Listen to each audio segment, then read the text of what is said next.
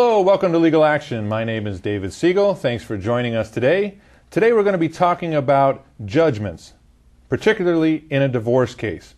Whether a divorce is uncontested or contested, it always has to end with a divorce decree, which is also known as a divorce judgment. And that judgment lays out all the facts of the case as well as the orders as to what's going to happen moving forward in terms of custody, visitation, division of property, allocation of debt, and a host of other issues. Joining me once again is my co-host Jesse Barrientos. Jesse, welcome to the show. Thanks, Dave. And Jesse, you have plenty of experience, as do I, in the divorce arena, and you know whether a case is agreed upon or not, the end result is a judge signing a judgment, also known as a divorce decree, and that's the termination, finalization of a divorce case.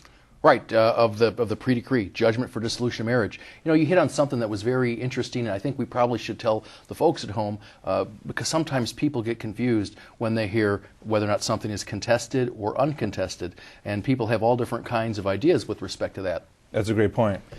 A lot of times people will say that their divorce case is agreed upon, and what they mean by that is that both parties agree that there should be a divorce. What they don't agree on are the terms. And that's a problem, because unless you agree upon everything, you are stuck in a contested case which could last for years and cost thousands. That's absolutely correct. So what people, the true nature of an uncontested divorce is that not only are they agreed that, hey, the marriage is done, it's dead, it's over, we've tried everything we can. We agree on everything else. We agree on splitting up the property a certain way. We agree on the pension and all this other stuff. We agree on the kids, who's going to get custody, who's going to have visitation, all those kind of things. And then you kind of get it together. Sometimes you do it before you file the whole case.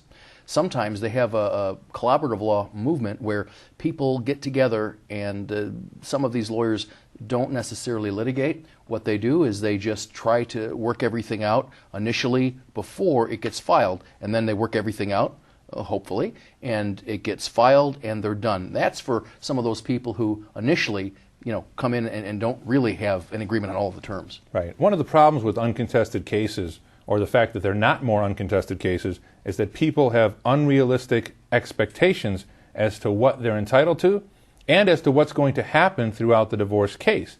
Obviously, divorce is a very traumatic event. It's an unknown event for many people. It's the first time they're going through it, and they're getting some advice from their attorney that may or may not be accurate. And Jesse, I just want to mention, you are the co-author of the book Divorce and Family Law, Who Has the Legal Right When Things Go Terribly Wrong? And what this book is all about is giving simple, concise answers to complex issues regarding divorce. And if people had a chance to read a book like this, or investigate it online, or even spend an hour or so with a divorce or family law attorney, they can have a much better outlook as to what the case could mean going forward, and then they can be realistic. And I think a lot of contested cases can turn uncontested if they know all the facts. Would you agree with that statement? I would. In fact, I had one recently where the couple, I actually had them go both ways, but the happy one is where the people came in. We drafted everything ahead of time, sent out the judgment for dissolution of marriage and the marriage settlement agreement and joint parent agreement and all that. And client called and said, well, she doesn't agree. And so, okay, well, then the next step obviously is you file your petition for dissolution of marriage.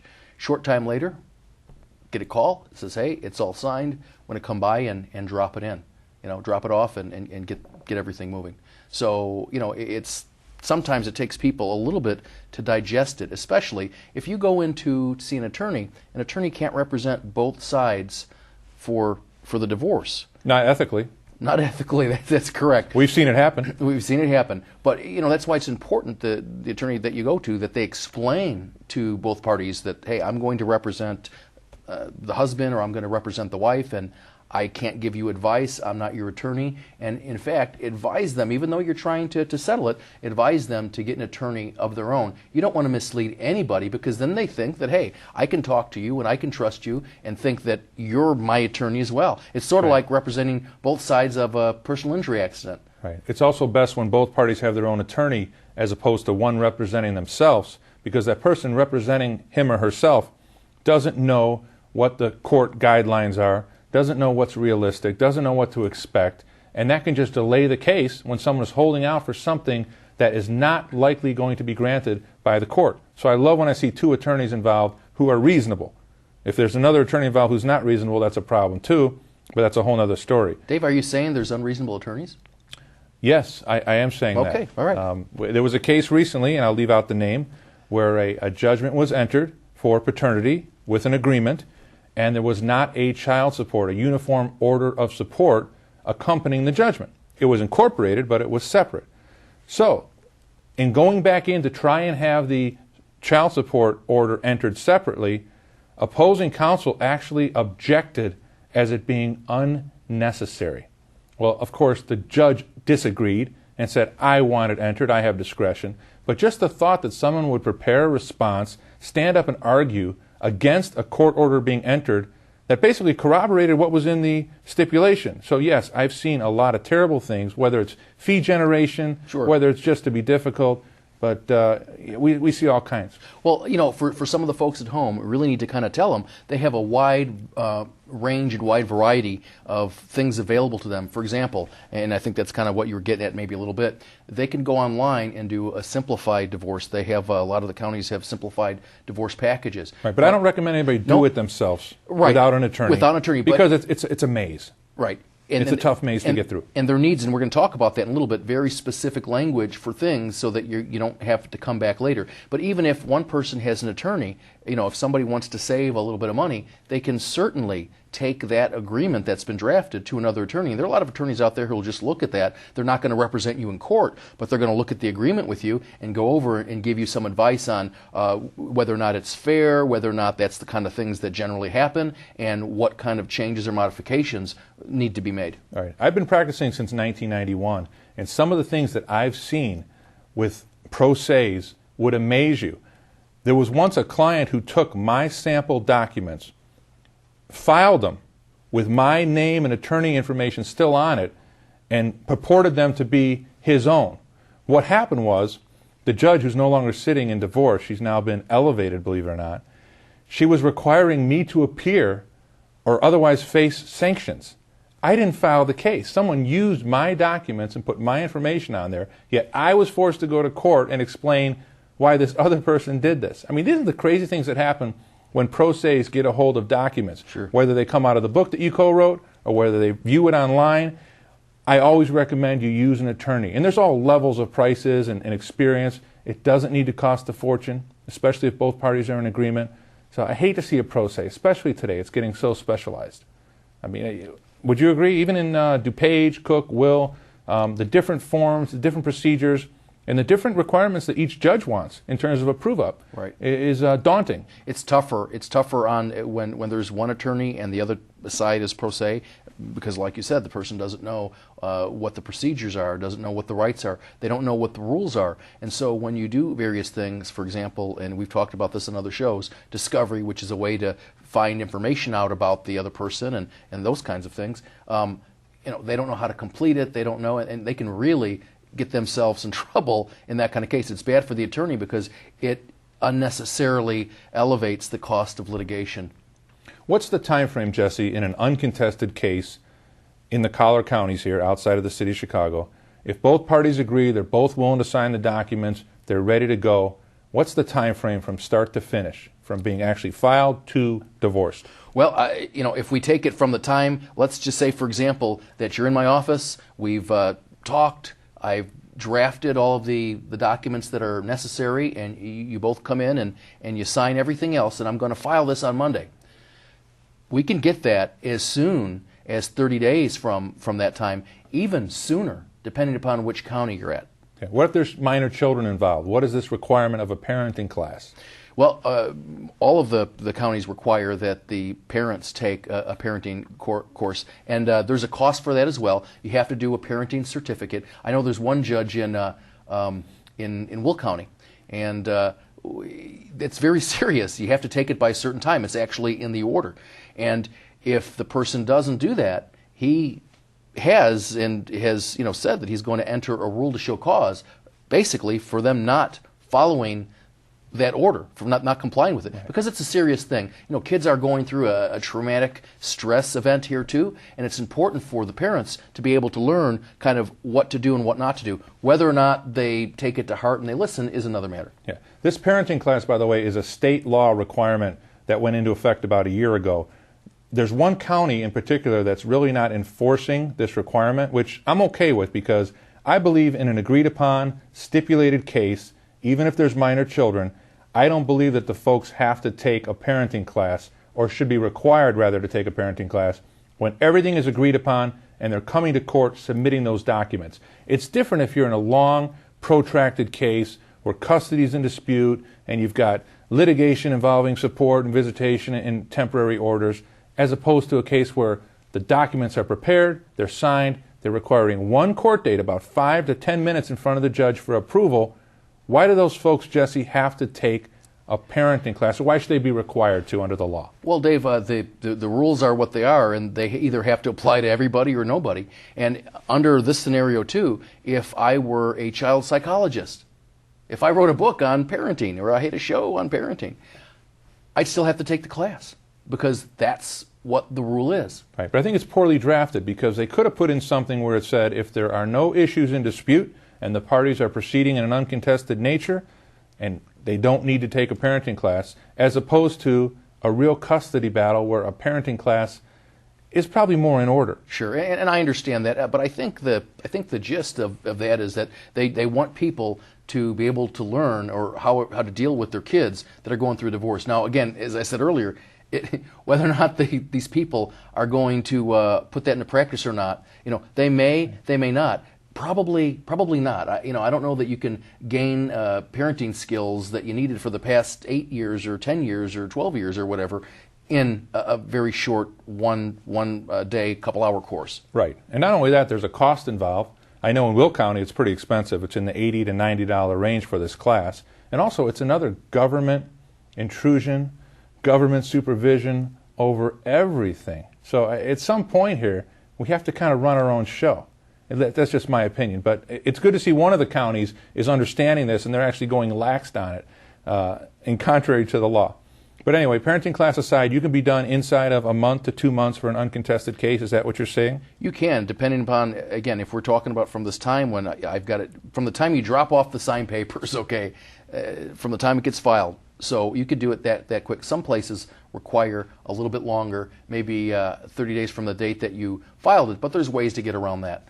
What is a person looking towards in terms of costs? What can they expect for filing fees, attorney's fees, on average, in your general area? For an uncontested, for both sides, you could probably expect somewhere $450, $550, and I say that because in terms of court costs. In terms of, you're right, just court costs. Because initially, if you're just going to file what they call the petition for dissolution, which is the complaint, right? Then there's a charge to file that. After that, what's going to happen is, the other person, once they get served, they're going to have to file their appearance, which is a fee for that. So all those combined, about $550. So both sides have to pay something to the court. The person filing and the person responding each have a cost involved. Right. And if the person responding wants to file a counterclaim, there's an additional cost. Correct? That's correct. But if you file them all together, as you would do for an uncontested case, that expense goes up because you're filing them together, and they add the fee in for the appearance along with the filing of the petition. I also notice in certain counties there's a court reporter at the final day who's dictating everything that's said, and that has to be transcribed in some counties, and the petitioner has to pay for that. But yet in other counties it's either recorded or not transcribed. Can you explain this? It can be waived in the places that you're talking about. I'm not going to mention specifically, but problem though is some judges will go along with that, and there are form orders that say that the transcript is waived. Some of them will waive it if there's no kids. Some of them won't if there are kids involved, and some of them will do it either way because you can. It's just an added expense, really. Other places where they have electronic recording, it still gets transcribed by a court reporter, but it's recorded, and there's no requirement that you have to. Well, do they actually transcribe it, or do they just file the recording? It's not on the record. Unless you request that they transcribe something, they're not going to transcribe it. But it's there, it's stored. Yeah, well, I personally like the fact that it's being transcribed. That way you're protected, you know what was said, you know what the judge said. certain cases, you're going to want that for appellate purposes if you didn't agree with the judgment. Which brings me to another point, as long as we're on judges and courtrooms and demeanor. What is your thought on cameras in the courtroom? Now that we're seeing everybody with cell phones that have cameras, there's some restrictions there. I'd like to know your opinion on this, because pretty soon everybody is going to have a camera in their phone and have the ability to tape things that happen in the courthouse. I really don't care for that. I mean, I do understand that, you'd have to stretch to find a phone that didn't have a camera on it. But the problem is, in some places they allow it. I think they allow that in California, and you get sometimes lawyers playing up to to the audience, to the camera, as it were. And you know what? Things happen in court that people, the general public, may not kind of understand and don't have a grasp on, because they don't have the legal training, because they don't have the experience, because they haven't been there, and they don't understand it. And so, they look at that as that being something that's wrong or being a negative. I think that people are better off. It also protects the identity of folks that are in there. Do you want to be there if you're there for a criminal case and, hey, you did X, Y, and Z? Do you want people to be able to put that up there? Now, sometimes, they do in the blotter, in the police blotter. Well, it is a public forum. Anybody can go and witness and write about it. They can draw sketches about it. The cases you're talking about, the high-profile cases that came out of California, that was with court approval that they allowed it to be filmed, because judges have egos. But in general, I think this law in Illinois was put in place to protect the court from maybe a crazy ruling or some kind of outlandish remark that might, if it was caught on tape, might show the judge in a bad light. I think it was to protect them, and I think now with the cameras, they're preventing people from getting into the courthouse for minor traffic offenses if they have the camera on them. They have to run back out and put the camera away. I think it's a little bit over the top.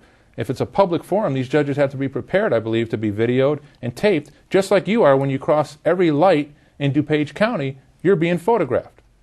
That's just because of my driving. Right, Dave? I don't think I have any stoplight photos out there. Right, but I'd like to see some of these rules modified to keep up with the existing times now that everybody has a camera.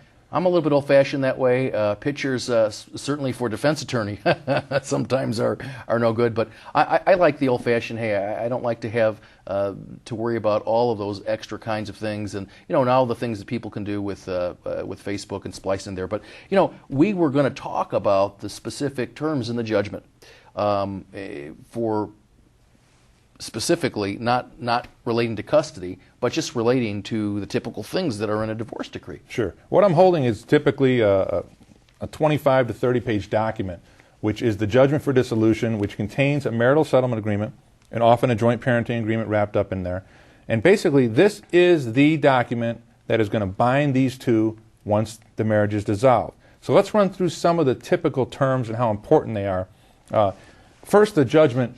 First couple pages are going to lay out the facts of the case, who the parties are, what the grounds are, if there's any children. Jurisdiction, right. Those kind of items. And then we go into the crux of it. And I think one of the most important items is maintenance, okay? Formerly known as alimony. Maintenance is a key issue. The judges want to hear about this in every case to see what the agreement is. Can you elicit some information about maintenance, formerly known as alimony? Well, generally what happens with respect to that, that's one of the terms. It's either waived by both parties or waived by one party, or it can even be reserved. For example, can you explain to the layman what waived means? Waived means that you can't come into court. If I waive my right to receive maintenance from somebody, that means I can't, formerly alimony, that means I can't come into ask this court or any other court at any other time in the future for maintenance, which is, it's not for child support, it is for support of the other spouse. Sometimes there's reviewable maintenance, which essentially means that over a period of time that the court is going to review it and see whether or not that person has taken any steps to better themselves and to put themselves in a situation that's going to help them make a better income. And they're going to also see whether or not that person is in need of maybe more or less. Well, when would someone be entitled to maintenance? What if we have a short-term marriage in the 2-3 year range, and both parties are making the same amount of money and they have no children. Would maintenance be in order? Maintenance is probably not going to happen. They take into consideration a whole bunch of factors. They take into consideration the duration of the marriage. They take into consideration, of course, the respective positions of the parties. They take into consideration the type of lifestyle that the parties enjoy during the course of the marriage. If you were married to somebody and they were a millionaire, and maybe it was even 3-year marriage, and we jetted down to California and then maybe to Vegas and then maybe to Europe on a average basis, and that was our lifestyle, well then there's a possibility that I might receive that. Right. Coincidentally, Hugh Hefner today officially filed for divorce. He's been separated from his wife, one door apart, actually, right next door. Well, that's still a separation, Dave. It is. So often it's a door, or right. For the past 11 years, and they had an agreement where anything beyond 4 years, he had to pay X amount of dollars per year while they were married in terms of a premarital agreement. Mm-hmm. So I guess in this case, or in many cases, it pays to marry rich, stay married, because the longer the marriage and the wealthier the spouse, or the greater the disparity, your greater chance of getting maintenance even on a long-term basis. I don't know, Dave. Again, a little old-fashioned. I think that you should marry for love. It's one of God's unions. And, it says, whomever God has put together, let no one tear asunder. And so, if you're getting married for money, boy, it's the wrong reason. So you don't think Anna Nicole Smith was in love with that Marshall gentleman? I have no idea. Okay. A little bit of an age difference. Just a little. About 50 years. Mm-hmm. But anyway, so maintenance is a key factor. Love is blind, Dave. Yes, it is. Let's talk about division of property. You got it. Who gets what? Well, it depends. I mean, again, if you have an agreement, that's fantastic. There are all different kinds of things that you want to split up here. For example, just the stuff that you have, your personal sundry items, your clothes. Obviously, you're going to get your clothes, although some people, I've been in some situations where, they don't even want to give that up to the other spouse. Then we get into discussions over the bedroom set and the living room set and the dining room set. As a general rule, I tell people I'm not a furniture attorney, because the litigation that we're going to engage in over this type of thing is going to far outweigh the expense. I had somebody one time, those little lights, the little solar lights that you put that line your driveway? Yes. They cost about, $50-$60, and yes. He wanted them and she wanted them. And the discussion that we had about them cost more than the lights. That's right. And then it commenced then to the refrigerator, and then to the other things. So generally those things kind of get divided up. And if the people don't agree, then ultimately what happens is the judge will make a ruling and will say, hey, listen, you get this, you get that, that's it. Sometimes I've even heard judges rule or say, okay, well, we're going to do a lottery. You know what? You pick one thing, you pick one thing, you pick one thing, you pick one thing, until we're all done. Is there a need to itemize those items? That's always a good thing, is to make an inventory so that you know what it is. Generally, most people I find are able to divide those type of things. Okay. Let's move on to important things, like children. Well, custody. We're going to get to custody, I think, in our next show when we talk about joint parenting agreement, because there's a lot of detail, I think, that needs to be in there. Well, let's stick with property then. Sure. And this is a type of property that you can't necessarily touch, but it sits in an account, retirement accounts. Retirement accounts. How does that get divided? Well, they get divided by what they call a quadro or quildro, a qualified domestic relations order or qualified Illinois domestic relations order. And what happens is there is an order. Each of the administrators of the pension funds have their own way of doing things and their own rules and regulations. So the preferred way is to get a quadro package, is to draft it based upon their rules, and then to submit it for preliminary approval. Once you get that back, then it can be entered in the court. Now, sometimes people will go, and there's other places and accountants and agencies that will draft them, and they have the specialized knowledge, and that's okay. But I like to get them from the places themselves, and so this way I know that they're going to be approved. Some people will just go ahead and draft a quadro, qualified domestic relations order, or quildro, and will just go ahead and have it entered. And then sometimes what happens is it goes back to the administrator, and it's not approved, and you got to do it all over. Sure. Well, that's the process and the requirement to have it done. But what I'm asking is the equitable division. How does somebody know whether they're entitled to a portion of their spouse's pension, profit sharing, 401k, or other retirement benefit incurred either before or during the marriage? Well, certainly during the marriage, generally as a general rule, any assets acquired during the course of the marriage are marital property.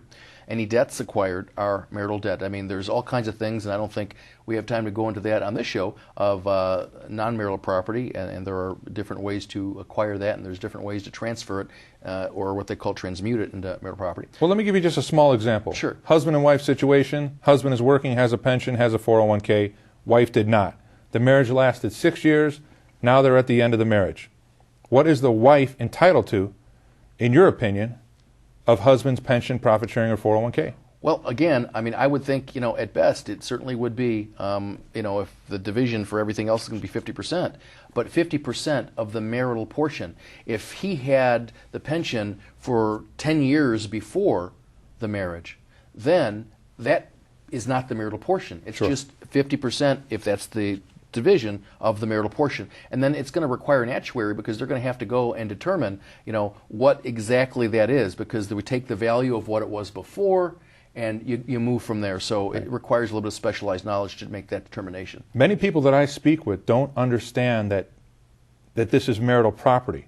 They feel that since it's not brought into the house, it's not put into the joint checking account, because it's separate and it's sitting in a profit sharing account, they feel somehow that the other spouse is not entitled to this. They don't want to give this up. And this is sometimes a big sticking point. He's not getting any of my retirement. She's not getting any of my retirement. So it's another one of those misconceptions about marital property and whether it exists in retirement accounts. Are you seeing this a lot? Well, I mean, people always fight over that because they figure that it's their security. It depends on how old they are, or where they're close to retirement or not. So one of the other important things, and we probably should touch on that, is the real estate. Sure. It could either be sold. One person could buy the other person out. The other person could buy the other person out. As you know, there's a glut in the market today, and so it's difficult for a sale to occur. So if one person could buy the other person out, it is a great benefit to be able to do that. That's the other thing that kind of has to be divided up. And in terms of the terms that go in there, we could talk about a whole bunch of things. If it's going to be, for example, it might be sold in the next 3 years and give the spouse who has the kids a chance just to live there until that time comes up there. Generally, the property is conveyed in tenants by the entirety. That's a form of joint tenancy with the right of survivorship. That means that if the one person passes away, it automatically passes outside of probate. Don't have to file anything in court with those folks, okay? Right. So if that's a case where everything's done and it's going to be for a few years, you want a provision in your agreement that says, that severs that joint tenancy and makes it tenancy in common. That means you're still entitled to whatever percentage that was. If we take 50%, that means that, hey, I would still be entitled to that, and I could give it to my heirs and we will it and deed it. So Right. that's very important. You also want to have a step-down process in terms of the selling formula, where you're going to start a ceiling and a basement, and how much you're going to reduce it and by when. And very importantly, who's going to continue to pay the mortgage, taxes, utilities, and insurance while it's being listed? Are both Exactly. parties living in the property to save money? That has to be allocated too in the judgment. That's absolutely correct. Have you seen cases where this isn't happening properly? There's always cases. That's why it's very important what's drafted in the agreement. That's why it has to be detailed. That's why I think you mentioned this was like 15 or 20 or 30 pages. So Right, because sometimes somebody moves out and then they don't want to contribute anymore. that's true. Okay, well, we've handled quite a bit about judgments and the real estate property and the maintenance and the division of debt. We'll see you next time on Legal Action.